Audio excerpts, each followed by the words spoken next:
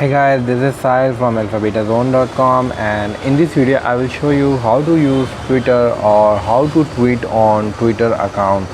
So in order to tweet on your Twitter account, first you need to open your Twitter profile, and here you need to select the plus icon which is present at the right side of bottom, and here you can tweet by three ways. You can tweet photos directly by using this.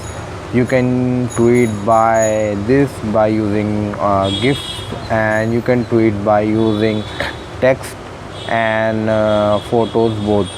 So in order to tweet on your Twitter profile, you need to select the tweet, and like I want to tweet that how to tweet on Twitter, and I can add a question mark, and now I can mention anyone in order to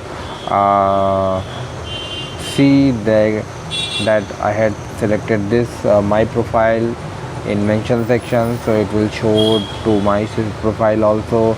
And I can also add pics on my Twitter tweet, so people see tags also. You can add location, and you can also add hashtags for this profile. Like in my case I had add this one and Twitter, and then I will add that Twitter profile, and now I can tweet this one.